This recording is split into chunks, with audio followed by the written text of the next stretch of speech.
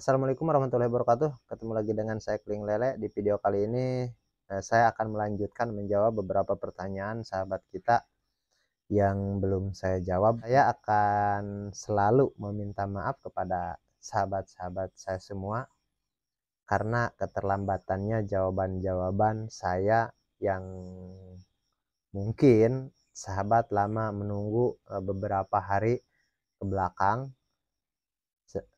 Karena yang saya lihat ada juga yang sampai 4-5 hari saya belum jawab ini. Dan saya minta maaf karena kesibukan lah, faktor kesibukan juga. Dan ini juga sahabat, kata sahabat mau mendapat jawaban langsung dari saya di kolom komentar. Contohnya, sahabat bisa mengikuti acara yaitu live streaming di setiap malam minggu jam 8 malam. Di situ kita bisa ngobrol sambil ngopi lah.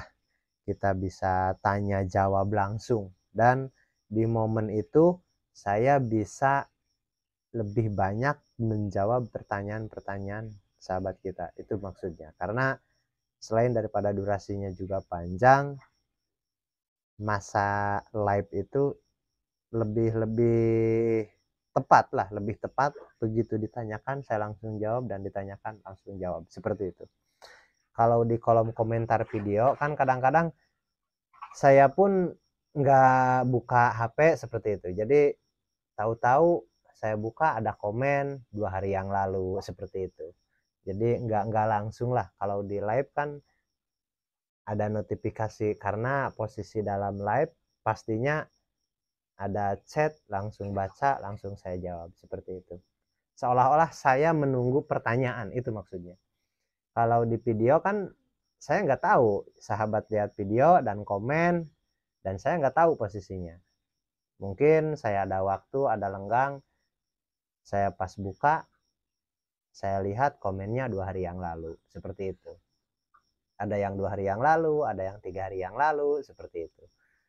Kalau di live insya Allah langsung, karena posisinya saya menunggu komentar atau saya menunggu chat pertanyaan daripada sahabat. Oke, seperti apa pertanyaannya? Kita lanjut.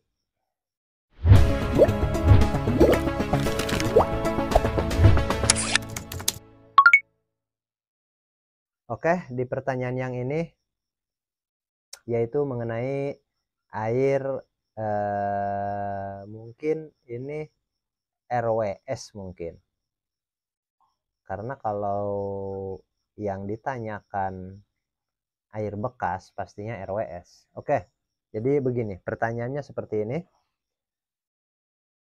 Bang, apa bisa air bekas panen ditebar bibit baru dengan memakai sistem sirkulasi atau filtrasi? Jadi posisinya sahabat kita ini budidaya, udah panen, airnya nggak dibuang, jadi dipindah, dan kita tebar bibit baru lagi. Seperti saya sendiri lah, seperti saya pun begitu. Dan beliau menggunakan sistem sirkulasi. Jadi airnya disaring dulu lah, memakai sirkulasi menggunakan tong mungkin, atau mungkin ada bak filtrasi khusus, tapi yang jelas disirkulasi lah. Dan jawabannya bisa. Jangankan sahabat filter dulu, tidak pun seperti saya kan panen, airnya dibuang ke bak yang kosong, karena saya selalu ada bak yang kosong untuk memindahkan air. Jadi dipindahkan airnya, setelah itu ikannya ditimbang, dipanen, dan beberapa hari kemudian itu kan airnya mengendap sambil nunggu benih lah, nunggu benih sampai. Kadang-kadang kalaupun hari ini kita panen dan besok benih datang, itu masih bisa, dengan catatan itu jangan di situ. Jadi posisinya begini, pas panen airnya dipindahin, pas mau tebar, misalkan nih besoknya mau tebar, benih datang, kita masukin benih ke bekas yang panen, dan airnya kita pindahin lagi. Dan nanti ada endapan-endapannya di bawah kotoran ataupun sedimen-sedimen yang membuat kotor lah, itu nggak terhisap. Saya menggunakan surumi atau dap atau pompa celup, kita ambil dan memakai bak gradingan. Bak gradingan yang disimpannya bukan berdiri begini, tapi lebih apa namanya. Jadi ini ada contohnya nih. Nah, seperti ini sahabat. Jadi baknya itu disimpannya begini dan suruminya disimpan seperti ini, disimpan di atas ini. Mananya kisaran 15 cm air yang paling bawah nggak terangkat. Itu kan banyak endapan-endapannya, itu nggak terangkat. Kita ambil yang atasnya saja, yang bersihnya lah. Dan biasanya kalau semasa panen airnya itu ketinggiannya 1 meter, kita pindahkan dan kita kembalikan, itu airnya paling 80 sampai 85 cm. Kurang lebih, nggak sampai 1 meter karena endapannya nggak dimasukkan. Terus berarti langsung full. Memang saya langsung full. Andai kata itu nggak ada endapan, nggak kotor airnya, memang saya langsung 1 meter aja nggak apa-apa. Begitu tebar langsung full saja air, seperti itu.